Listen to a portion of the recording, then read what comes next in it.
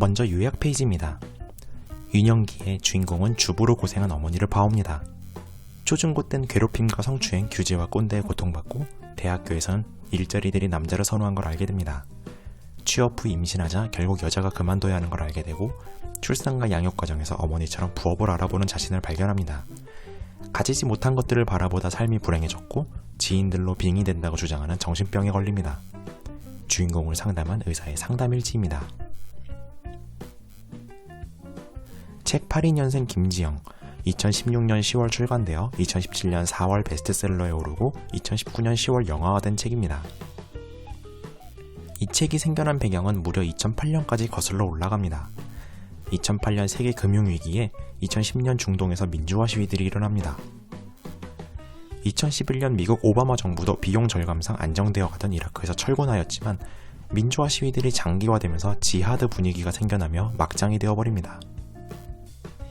2014년 IS가 건국되고 2010년대 크게 보급된 SNS를 통해 세계의 청년들을 구인합니다. 사회적으로 고립되고 박탈감을 느끼는 선진국 청년들이 반세계화 운동으로 여깁니다. 2015년 1월 한국인 중에서도 김군이 가입해 화제가 됩니다. 한 이유가 반페미니즘이었습니다. 사회적으로 고립된 김군이 박탈감을 주는 현실을 탈출할 방안은 IS 가입뿐이었습니다. 2015년 2월 여성 잡지 그라치아의 칼럼가 김태훈이 김군에게는 IS보다 문해아적 페미니즘이 더 위험했다는 제목의 글을 기고합니다. 현재 토론 프로그램 패널들은 이념과 이론이 약한 사이비들이 많고 영화 설국열차처럼 싸울 대상은 남녀끼리가 아니라 시스템이라고 지적합니다.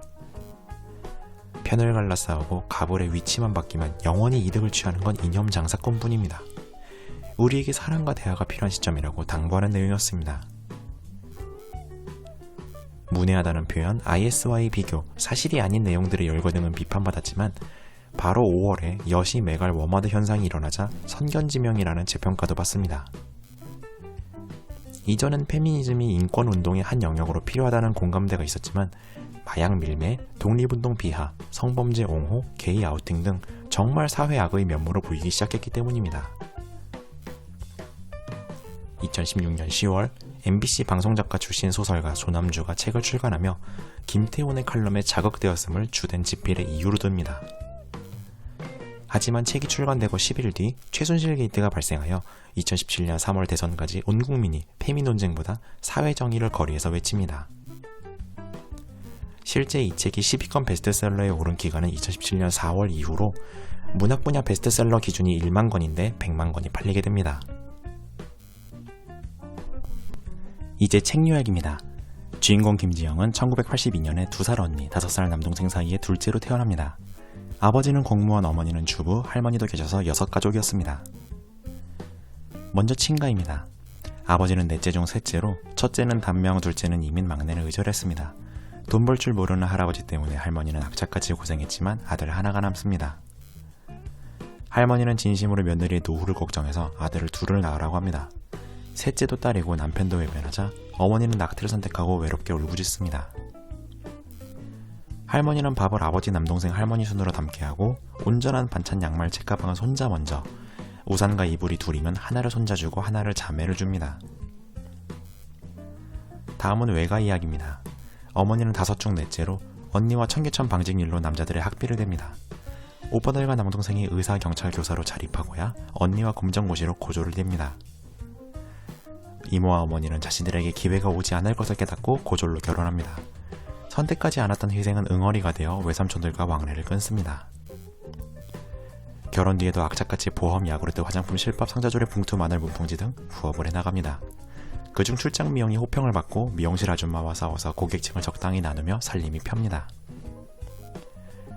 사실 선생님이 되고 싶었다고 딸에게 한탄하는 어머니의 말에 어린 김지영은 어머니에게 자신이 짐이 되었다는 느낌을 받게 됩니다. 참고로 이 책은 남자의 이름이 나오지 않습니다. 다음은 국민학교 시절입니다. 남짝꿍이 괴롭힙니다. 툭 치고 학용품 안 돌려주고 말꼬리 잡고 오전 오후반이 갓 없어져서 50명 15반의 벅차 선생님들은 하소연해도 해결이 없습니다. 남짝꿍이 실내화를 교탁까지 날리고서야 혼나고 무뚝뚝한 짝꿍으로 바꿔줍니다. 담임 선생님은 남자애들이 좋아하면 여자애를 괴롭히는 거라고 합니다. 주 2회 학교 급식이 시작됩니다. 밥을 조금 받아도 남겨도 꼰대담이면 화를 냅니다. 육성회장 딸이 뒷번호부터도 먹게 하자 제안에 받아들여집니다.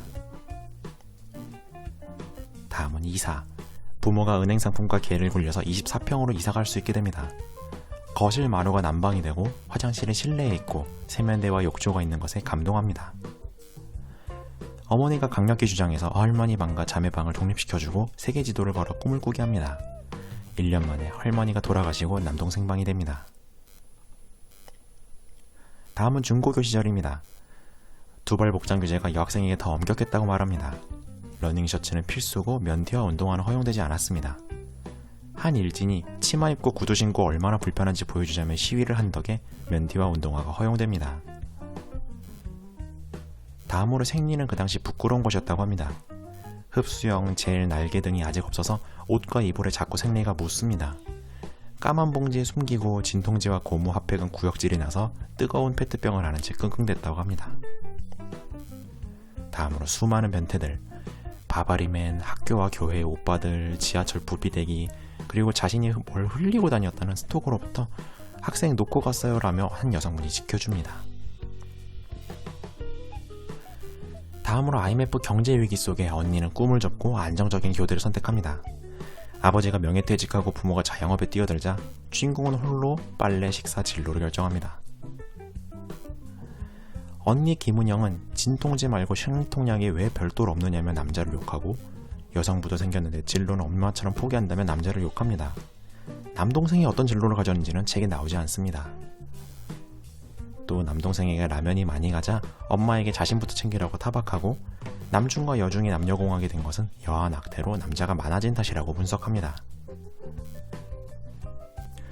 주인공은 서울 소재의 인문학부에 입학합니다. IMF 직후라 대학가 낭만이 줄어서 절대평가 학점인데도 첫 학기 2점이 뜨자 정신이 번쩍 듭니다. 통학하고 대출이 없고 과외 4시간 정도만 하는 주인공은 윤택한 편이고 친구는 1년 벌어서 1년 다닙니다. 주인공은 등산 동아리에 가입해 만난 체육교육과 동갑내기와 연애합니다. 자신이 내성적인 게 아니라 생각과 의견을 낼 기회가 없었던 것을 알게 됩니다. 2학년 말에 남친이 군대에 가자 얼마 못 가서 주인공이 이별을 통보합니다. 전화 때 담담히 알겠다던 남친은 휴가에 수백 통 전화와 집 앞에서 오바이트를 합니다. 동아리에서 여자 후배들을 챙기던 차승현 언니는 떠받들 필요 없으니 회장직을 달라고 주장합니다. 10학번이나 뒤 후배, 08학번 때에나 여자 회장 총무 등이 나오게 됩니다. 3학년 때 본인도 좋은 여선배가 되려 노력했지만 3학년 MT 때 건너방에서 이별이 알려진 자신을 씹다 버린 껌으로 비유하는 말을 들은 후 안 나가기로 합니다. 이 무렵 어머니가 신축상가에 소아과가 들어선다는 정보를 입수해 1층에 죽집을 차려 성공합니다. 42평 아파트 분양대출 중도금도 갚자 어머니는 내 덕이라며 아버지 칭찬을 받게 됩니다. 4학년이 되어 취업 스터디에 들어갑니다. 겨울방학부터 인맥을 키울 겸 문화센터 강좌로부터 스터디를 키워나갑니다. 재수해서 한 살 많지만 반말을 쓰라는 윤혜진 씨와 친해집니다. 윤혜진 씨는 동일 스펙이면 남자가 좋은 직장에 간다며 비관합니다. 당시 육아휴직도 적었고 여성고위직은 더더욱 적었습니다. 취준생은 죄인이 됩니다. 60여 곳이 넘게 탈락하자 윤혜진 씨는 공무원 시험으로 들어갑니다. 김지영 씨는 여자를 원래 안 태운다는 택시, 거래처가 몸을 만지면 어떻게 할 거냐는 면접관 등을 접하게 됩니다. 취업 준비 과정에서 자신을 묵묵히 공감해준 사람과 연애를 시작합니다. 졸업식 직전에 취업도 합격이 되고 졸업식 날 부모님에게 남친을 소개하며 밝은 졸업을 맞게 됩니다. 김지영은 막내 사원이 됩니다. 신입사원은 여자들 남자 둘이었지만 휴학 한 번 안 했기 때문입니다. 직원 50여 명의 중견 홍보대 행사로 여직원이 좀 더 많고 적당히 개인적인 분위기였습니다. 여자 팀장 김은실과 대화합니다. 친정어머니가 육아를 다 해줘서 임원까지 오른 케이스였습니다. 막내로서 커피 수저 그릇을 정리하자 하지 말라고 합니다. 정말 안 해도 아무도 뭐라고 안 했습니다. 자신은 여자 같다는 소리를 들을까봐 회식 남고 야근 남고 출산휴가 적게 썼는데 지금 와보니 회식은 불필요했고 야근은 인원 부족의 문제고 출산휴가는 선례를 자신이 잘못 남긴 거라고 후회합니다. 홍보대 행사는 을회사입니다. 갑 기업에서 회식을 같이 하자고 해서 가보니 김지영 씨를 부장님 옆에 꽃으로 앉힙니다. 술을 강권하고 투머치 토커에 성형수술을 제안하고 색들 입에 막차에 보내지 않습니다. 직장인과 취준생 커플이 의뢰 그렇듯이 경무의 남친과 멀어지고 있다가 막차가 끊기도록 술을 마셔야 했던 이날에 서로의 감정이 터져서 이별하게 됩니다. 동기들과의 식사 자리에서 남자 동기들이 고백합니다. 남자 동기들이 좋은 신사업부에 들어간 것은 출산휴가가 없었기 때문이라고. 까다로운 일을 여사원들에게 맡겨온 이유는 남사원들은 오래 쓸 거라서 힘을 빼지 않으려 했다는 것. 만 29살에 차승현의 결혼식 피로 현장에서 3살 위인 정대현 씨를 만나게 됩니다. 같은 대학 동아리 출신이라는데 차승현 언니의 동기지만 대학 시절 때는 못 본 사이였습니다. 이는 3살 많은 남편이 집안 사정상 대학원에 꿈을 접고 3학년 마치고 늦게 입대해 제대 후에 1년 휴학하고 알바해서 서로를 못 만난 것이었기 때문입니다. 정대현 씨는 IT 중견기업을 다녔고 둘은 2년간 열렬히 연애하고 결혼합니다. 두 사람의 전세 보증금의 저축과 대출로 부모님의 손을 벌리지 않고 서울 외곽에 24평 전세를 구하게 됩니다. 결혼식을 치르고 한 달째 혼인신고서를 작성하자 묘한 기분이 듭니다. 전세는 2년이 끝날 때마다 올라서 대출은 상환이 영원히 불가능해 보였습니다. 결혼 4년차에도 애가 없자 건강이 이상이 있냐고 시댁어른들은 걱정하기 시작합니다. 나서지 않는 남편에게 실망을 토로하자 남편은 앞으로 서로의 집에서는 서로가 나서자고 합니다. 그러면서도 어차피 낳기로 한 거 아이를 만들자고 돕겠다고 합니다. 아직 주변에 아이를 낳은 사례도 적고 오빠가 잃는 건 뭐냐고 김지영 씨는 불만을 토로합니다. 정작 임신하자 구역질, 변비, 허리 통증, 피곤함이 쏟아집니다. 선배들도 겪었던 혜택을 챙기지 않을 것인가, 챙겨서 후배들의 권리를 찾을 것인가 딜레마에 빠집니다. 출퇴근 시간을 비켜주라는 아주머니의 과한 오지랖에 일어나게 된 아가씨가 불면소리를 합니다. 지하철로 출퇴근하는 수준에 왜 애를 가졌냐고. 출산휴가만 쓸지, 육아휴직을 할지, 퇴사할지 세 갈래의 장단점을 표로 정리해봅니다. 양가 부모님들은 맡길 사정이 안되고 시터는 언제까지 써야 할지 알 수가 없습니다. 결국 남편의 직장이 안정적이고 수입이 더 크니까 김지영씨가 회사를 그만두기로 합니다. 돕는다는 남편의 말에 당신 살림이 아니냐고 화를 냅니다. 출산 예정이라도 진통이 없지만 양수는 줄어가기 때문에 유도분만을 하기로 합니다. 2015년 당시에는 자연분만이 유행이 시작했는데 전문가에게 맡기는 게 맞다고 생각합니다. 삼겹살을 포식하고 관장하고 태동기를 누르고 촉진제와 무통주사를 놓습니다. 이후 수개월간 2시간마다 져달라고 우는 아이 때문에 잠을 잘 수가 없습니다. 동기 강혜수가 하루 연차를 내고 육아를 도와주러 옵니다. 회사에서 여자 화장실 몰카와 남자 직원들끼리 공유한 사실에 뒤집힌 것을 알려주고 갑니다. 아이가 3달 차가 넘자 여름부터 아파트 단지 1층에 오전에 맡길 수 있게 됩니다. 오전에 3시간 여유 동안 빨래, 설거지, 집 정리, 간식, 반찬 등을 구매하게 됩니다. 사실 전업주와 어린이집에 맡기는 주부의 여가 시간은 비슷합니다. 아이를 돌보지 않고 집안일만 집중하게 된 것에 감사하게 됩니다. 점심시간이 넘어서 아이를 유모차로 데려오면서 1,500원짜리 커피 한 잔을 하는데 직장인들이 이를 보며 주부가 상팔자다, 한여와 결혼 안 해야겠다 소리를 들려와서 자리를 뜹니다. 젊은 엄마들이 남편 돈으로 커피 마시고 손톱 관리하고 쇼핑이나 할 것이다? 오히려 부업을 해서 음식을 만들고 남의 손톱 보고 물건 팔기에 바쁩니다. 억울해합니다. 자기 엄마처럼 주부 알바를 보러 다니는 자신을 발견합니다. 근로계약도 부실하고 정직원도 안 되지만 최저임금 월 70만원도 집에는 귀한 돈입니다. 도움이 없이 어린이집만 보낼 일을 찾던 김지영에게 하고 싶은 일을 남편은 묻습니다. 이에 사회인 수업들을 알아보지만 대개 직장인이 끝나는 저녁시간이며 포기합니다. 마침내 김지영 씨는 정신병에 걸려버립니다. 동아리 선배 차승현 씨가 둘째를 낳다 죽게 되고 산후 우울증과 육아 우울증이 겹치자 남편에게 종종 자신이 차승현을 빙의했다고 주장합니다. 추석에 부산 남편의 시댁에 가서 5시간 운전한 남편은 뻗고 설거지, 재료 구매, 전부치기, 갈비, 송편, 밥, 사골국물 우리기 등을 합니다. 추석 당일 남편 여동생 정수현 씨네도 와서 힘들지 않았냐고 묻습니다. 김지영 씨는 어머니 오미숙인 것처럼 노인 흉내를 내고 남편은 아내가 아프다며 집에 데려옵니다. 여태까지가 정신과에서 김지영 씨를 상담한 의사의 일지였습니다. 책의 마지막 단어는 의사의 입장에서 김지영 씨의 이야기를 들으며 자신의 아내도 꿈을 접었던 것으로 떠오른다고 합니다. 수학 영재였지만 시부모는 지방, 친정은 미국에 있어서 육아를 크게 맡게 됩니다. 초등학생 아들을 저녁까지 돌봄 교실 학원을 맡기고서야 쉬는 거 싶었는데 아들이 ADHD 판정을 받아 전업주부가 됩니다. 결국 교수도 페이닥터도 포기하고 주부로 전락하자 내 뜻대로 되는 건 이것뿐이라며 초등학교 수학 문제집을 광적으로 풀기 시작합니다.